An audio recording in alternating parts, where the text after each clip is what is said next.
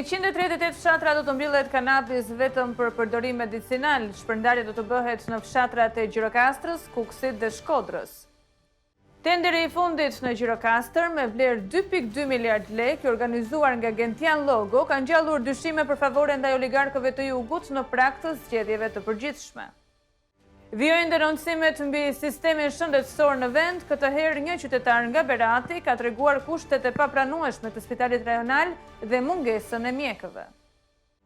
Liçeni i Ohrit, pjesë e trashëgimisë natyrore të UNESCO-s, rrezikon humbjen e statusit ndërkombëtar për shkak të ndërtimeve pa kriter dhe betonizimit të zonës.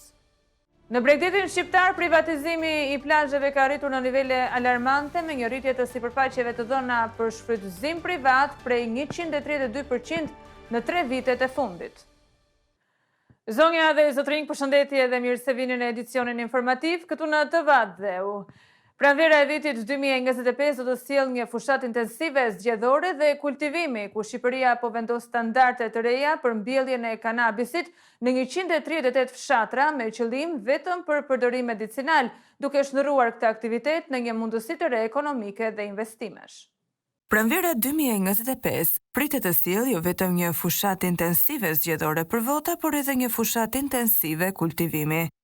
Me një rekord të ri prej 138 fshatrash të licencuar për mbjelljen e kanabisit, Shqipëria po vendos standarde të reja amsterdamike me këtë lloj diversifikimi të bujqësisë, duke e bërë kanabisin të kultivueshëm me ligj me qëllim, sipas qeverisë, gjithmonë medicinal. Me një shpërndarje strategjike në 7 qarqe, Gjirokastra kryeson listën me 54 fshatra të përfshirë në këtë projekt ambicioz, e ndjekur nga Kuksi me 23 fshatra dhe Shkodra me 17 fshatra.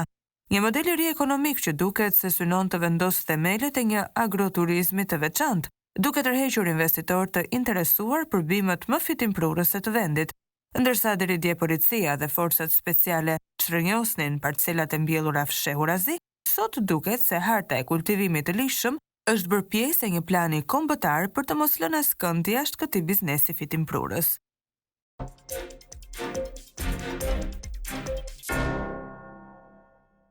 Tenderi i fundit në Gjirokastër, ku Gentian Logo premton ujë për fshatarët, ka ngjallur dyshime për favore ndaj oligarkëve të Jugut, me skualifikimin e operatorëve të tjerë dhe formulimin e kritereve për të favorizuar fituesin e dyshuar, kompaninë Gjikuria dhe partnerët e saj. Institucionet shtetërore të rilindjes kanë hapur thesin për fushat, duke shpërndar paratë e popullit për oligarkët, një përkthyes qartazi në vota. Në tenderin e radhës që do të analizojmë, Gentian Logo, drejtori i ujësjellës kanalizimeve në Gjirokastër, i ka premtuar ujë banorëve të varfër të fshatrave Fushbar dhe Zhulat, duke i sjellë të premtuarin oligarkët e Jugut, Gjikurit. Pra një rrugë dhe 2 punë, mbi 2.2 miliard lek thesi për Milon e të birin Lencin, votat që mbledhin këta të fundit për partinë plus votat e fshatarëve të Gjirokastrës, se pas 12 viteve në pushtet do të furnizohen me ujë 24 orë. Tenderi është shënuar me flamur të kuq për 2 motive: skualifikimi të gjithë operatorëve që kanë marrë pjesë në këtë garë dhe skualifikimin e ofertës më të ulët. Qartazi, kjo procedurë prokurimi publik ka qenë stisur për Gjikurin dhe partnerët e tyre, ECO Eco Partners në pronësi të Emiliano Di Lilaj, Miguel Ali, Ali Ali dhe Kevis Sino. Një grup inxhinierësh të rinj, kamuflues në letra të kompanisë që shoqëron Gjikurin si fituese dhe fut një pjesë të parave publike në xhep. Kompanitë e tjera pjesëmarrëse në garë janë skualifikuar për pikat 2.3.4 dhe 2.3.5 të dokumenteve standarde të kritereve të veçanta të tenderit. Qartësisht, kriteret specifike të procedurës së prokurimit janë formuluar që fituesi i këtij tenderi të shpallet Gjikuria dhe partneri fantazmëm. Dibrani Rahim Spahiu ka shpallur fitues të një tenderi prej 1 miliard lekësh për rikonstruksionin e shkollës Demir Gashi, oligarkun Ramazan Kalia, ndërsa procedura e prokurimit ka ngjallur dyshime për shkelje të barazisë dhe favorizimit të kompanisë së tij, duke siguruar gjithashtu vota për Partinë Socialiste në zgjedhjet e 11 majit. Pak ditë para ardhjes së 11 majit, Dibrani Rahim Spahiu, i cili njihet si një makineri votash ndër rilindas, ka futur në punë motorët, si gjithmonë me produkt financimi parat publike për të siguruar vota për zgjedhje. Spahiu ka shpallur fitues të një tenderi të majm prej 1 miliard lekësh për rikonstruksionin e shkollës 9 vjeçare Demir Gashi, oligarkun Dibran Ramazan Kalia. Tenderi është shënuar me flamur të kuq për shkelje të barazisë në tender, pasi të gjitha kompanitë e tjera pjesëmarrëse janë skualifikuar nga procedura e prokurimit për motive qesharake. Kompania fituese është liçeni 7 SHA, zotëruese e koncesionit të Hecit mbi lumin Seta, me pronar oligarkun Dibran Kalia. Tenderi është përcaktuar për Kalin. Nëse hedhim një sy arsyeve të skualifikimit të kompanive të tjera pjesëmarrëse në garë, tenderi është formuluar me kritere fituese për kompaninë e oligarkut Dibran, i njohur si financuesi i Partisë Socialiste, një ndër klientët e vjetër përfitues të tenderave publik në miliarde lekë. Lidhjet klienteliste të Kryebashkiakut Socialist do sigurojnë një dorë të mirë votash për Dibrën më 11 maj, por ironia qëndron në faktin se paratë e Dibranëve i përdor për t'ia dhënë oligarkëve dhe populli prap deli vjedhur. Në Spitalin Rajonal të Beratit, pacientët dhe familjarët po përballen me kushte të papranueshme, përfshirë mungesë mjekësh dhe kushte të pamjaftueshme për kujdesin shëndetësor, duke rritur shqetësimet për sigurinë dhe mirëqenien e pacientëve. Një denoncim ka mbërritur në redaksin ton për Spitalin Rajonal të Beratit, ku qytetari tregon se prej 3 ditësh në këtë spital po përballet me kushte të papranueshme dhe një neglizhencë të plotë nga personeli mjekësor. Mjeku Roy është paraqitur vetëm një herë, dje, dhe mjeku pneumolog nuk ka ardhur asnjëherë gjatë këtyre 3 ditëve, duke lënë pacientët pa kujdes të specializuar. Familjarët janë të shqetësuar për pasivitetin dhe mungesën e ndihmës profesionale në një spital që duhet të ofrojë shërbim shëndetësor. Një tjetër shqetësim serioz është mbulimi i pavionëve me vetëm një infermiere, e cila është detyruar të kujdeset për të gjithë pacientët e pavionit. Më e rëndë akoma është ajo që familjarët janë të detyruar të monitorojnë nivelin e oksigjenit, një procedurë që kërkon një specialist për të kryer siç duhet. Kjo është një përgjegjësi që nuk mund të jetë e pranuar dhe ka potencial të shkaktojë rrezik për jetën e pacientëve.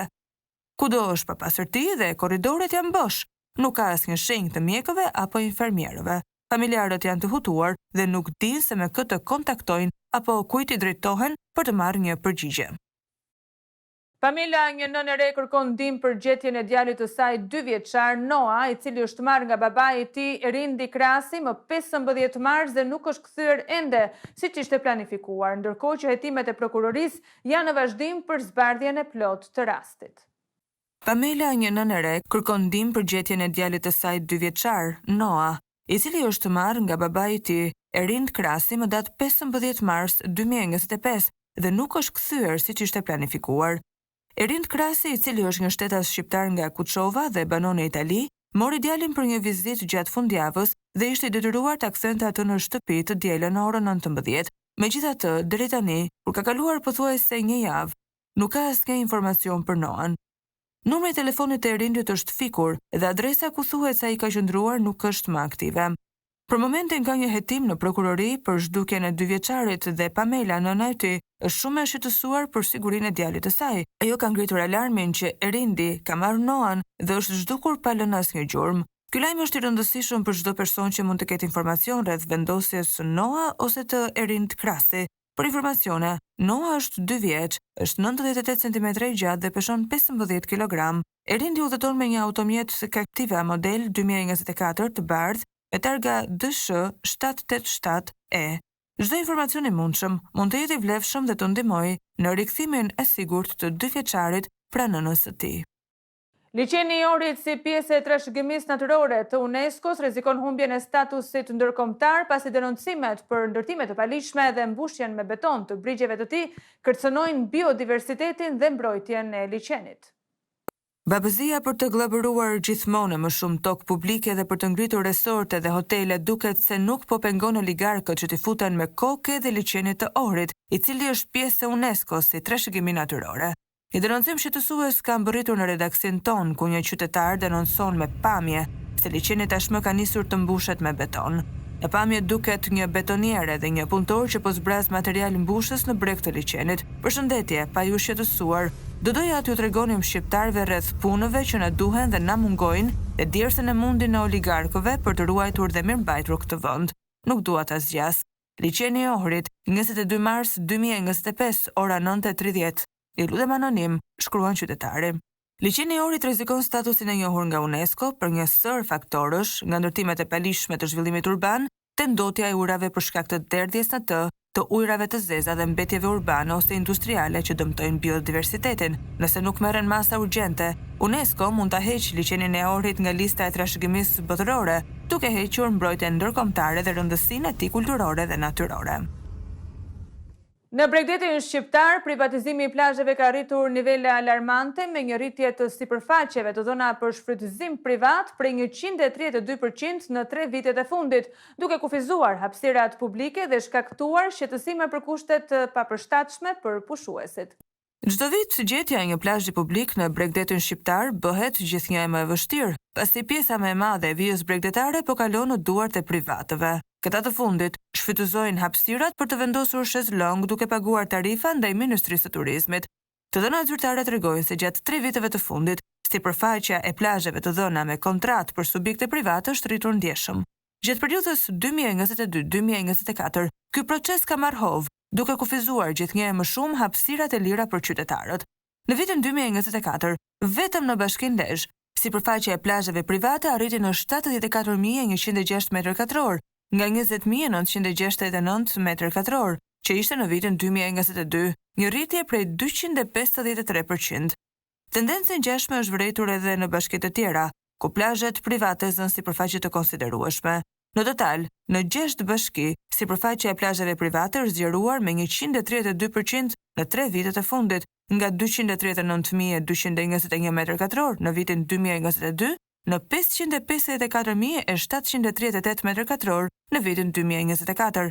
Bashkia e Lezhë mban rekordin për rritjen më të lartë të privatizimeve të plazheve, duke kufizuar ndjeshëm mundësinë e qytetarëve për të pushuar falas. Në të gjithë vendin, numri i shezlongeve për vitin 2024 përllogaritet në 105.000, por pavarësisht pengesave që qytetarët detyrohen të bëjnë, shumë plazhe private nuk ofrojnë kushte të përshtatshme. Mungesa e hapësirave për shkak të shezlongëve të vendosur shumë pranë njëri tjetrit, muzika e lartë nga lokalet dhe hotelet, si dhe ndalimi i ushqimeve të sjellura nga pushuesit, i shprehur përmes tabelave të famshme, ndalohet termusi, janë disa nga problemet më të mëdha që shqetësojnë pushuesit gjatë sezonit veror. Një situatë shqetësuese është raportuar nga qytetarët e Vlorës, ku qentë e ndatsak po helmohen masivisht dhe zhduken nga territoret përreth qytetit, ndërsa aktivistët kërkojnë hetime të thelluara dhe masa urgjente për të parandaluar këto fenomene. Një situatë shumë shqetësuese ka dalë në pa në qytetin e Vlorës, ku janë raportuar raste të helmimit të qenëve dhe zhdukjes së tyre nga territori përreth qytetit. Aktivistë dhe vullnetarë që kujdesen për kafshët janë ngritur në alarm për këtë fenomen që po merr përmasa të frikshme, sidomos gjatë pranverës. Denoncimi i një shtetase italiane që prej vitesh jeton në Vlorë. Përshëndetje, dua të raportoj një ngjarje shumë të rëndë që ndodhi sot, 22 mars në orën 13. Një nga qentë e ndatsak për të cilën kujdesesha personalisht prej kohësh ishte helmuar. Prej 3 ditësh mungojnë edhe 2 qentë të tjerë që nuk po arrit të gjej. Ndoshta është rastësi, por 3 ditë më parë pash në të njëjtin vend disa punonjës të gjelbërimit të Bashkisë Vlorë me një kamionçin duke punuar. Gjithashtu dje, gjatë një shëtitjeje në Lungomare afër konsullatës italiane, qeni një shoqe italiane hëngri një copë të vogël sallamit të helmuar. Menjëherë u ndje keq dhe u dërgua urgjentisht te veterineri, i cili arriti të stabilizojë, por kafsha ende nuk është jashtë rrezikut për jetën. Kjo situatë është shumë shqetësuese dhe rrezikshme jo vetëm për kafshët, por edhe për fëmijët apo njerëzit që frekuentojnë këtë zona. Shpresoj të merren masa urgjente për të hetuar se çfarë po ndodh dhe për të parandaluar raste të tilla. Po ashtu një grup vullnetarësh që janë duke ndihmuar kafshët e ndatsake të qytetit kanë raportuar se janë përballur me një situatë të ngjashme, ku qentë po helmohen masivisht duke përdorur sallam të helmuar, ndërsa zëra të panjohur sugjerojnë se mund të jenë punonjës të bashkisë të përfshirë në këto aktivitete. Sipas tyre, kjo është një problematik që është vënë re çdo vit gjatë pranverës me zhdukjen e qenëve dhe helmimin e tyre. Zonja dhe zotrinj, ka qenë kjo gjithçka e përgatitur për këtë edicion informativ. Ju falenderojmë për vëmendjen tuaj. Bashkë në Rutakofshi.